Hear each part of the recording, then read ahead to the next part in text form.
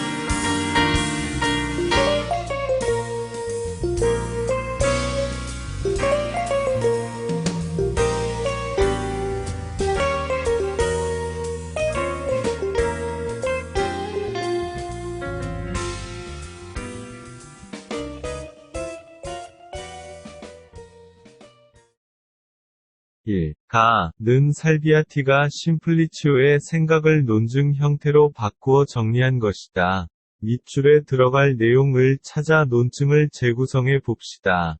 주장. 지구는 움직이지 않는다. 근거 1. 만약 돌이 돛대 밑으로 떨어지면 배가 서 있는 것이다. 근거 2. 만약 돌이 돛대에서 먼 지점으로 떨어지면 배가 움직이고 있는 것이다. 2. 에서 살비아티는 심플리치오의 주장을 반박하기 위해 다음과 같은 논증을 제시하고 있다. 밑줄에 들어갈 내용을 찾아 재구성해 봅시다. 근거 1. 배가 서 있을 때 돌은 돛대 바로 밑에 떨어진다.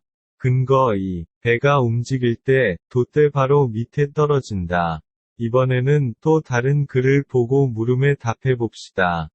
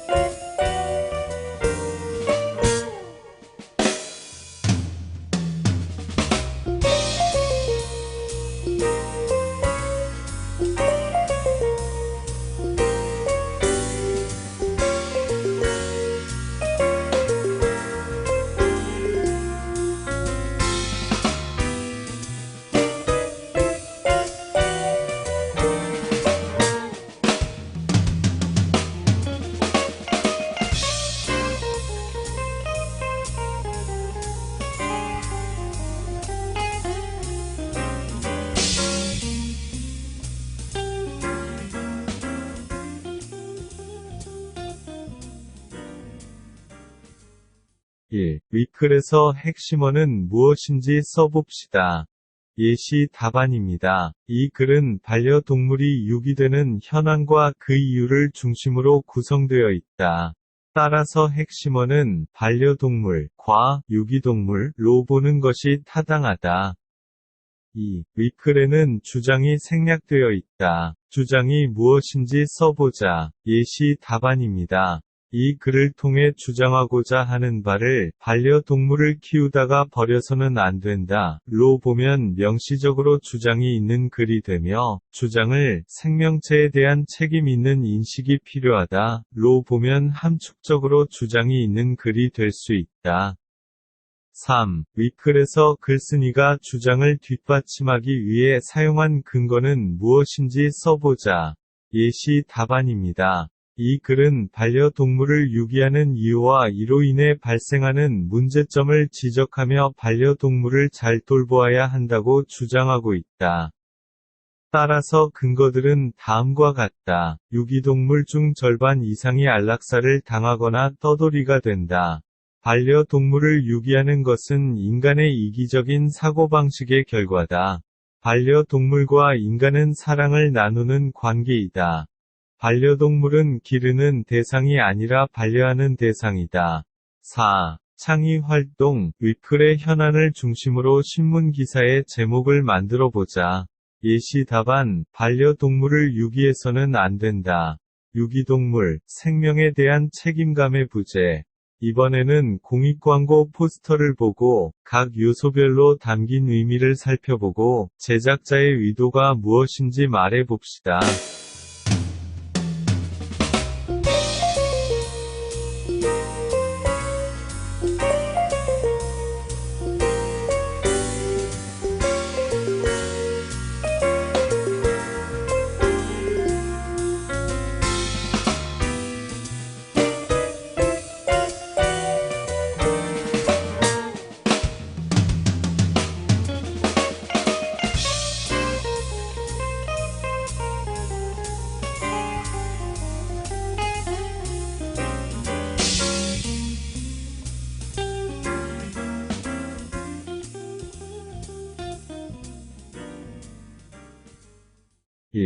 포스터에 담긴 요소들이 어떻게 표현되었으며 어떤 의미를 함축하고 있는지 적어보자. 예시 답안입니다. 표범 두 마리를 표현할 때는 엄마 표범과 아기 표범이 같이 걷는 모습을 표현했고, 함축하는 의미는 가죽 옷을 만들 때 사용하는 것은 살아있는 동물의 것이다. 는 것입니다. XL과 S는 옷의 사이즈를 표시하는 것을 표범의 등에 부착한 것으로 표현했고, 함축하고 있는 의미는 엄마 표범의 가죽은 큰 사이즈의 옷을 만들 때, 아기 표범의 옷은 작은 사이즈의 옷을 만들 때 사용한다는 의미입니다. 2. 포스터 제작자가 말하고자 한 것을 한 문장으로 써보자. 예시 답안입니다. 동물을 보호하기 위해 가죽옷을 입지 말자. 잘 보셨나요? 오늘 배운 내용을 학습해 봅시다. 오늘은 논증의 재구성에 대해 살펴보았습니다. 논증이 담겨있는 글에서 현안, 주장, 핵심어, 근거를 찾았다고 논증에 대한 분석이 끝난 것이 아닙니다. 주장과 근거를 재구성하는 과정을 거쳐야 글에 대한 분석이 완성될 수 있습니다. 이러한 과정을 논증의 재구성이라 했습니다. 논증을 재구성하기 위해서는 먼저 주장을 찾고 그 주장을 뒷받침하는 근거들을 단순 요약의 지침인 선택, 삭제, 일반화, 재구성 방법들을 활용하여 적절하게 편집하고 재배열해야 합니다. 논증을 재구성할 때는 글에 사용된 문장 대신에 의미를 더 명료하고 정확하게 표현할 수 있는 새로운 문장을 만들어 사용할 수 있습니다. 그러나 원문의 내용을 손상하지 않는 범위 내에서 원문의 뜻을 명료하게 하고 체계화하는 방향으로 고쳐 써야 한다고 했습니다. 오늘 수업은 여기까지입니다. 다음 시간부터는 비판적 글쓰기에 대해 학습하겠습니다. 수고하셨습니다.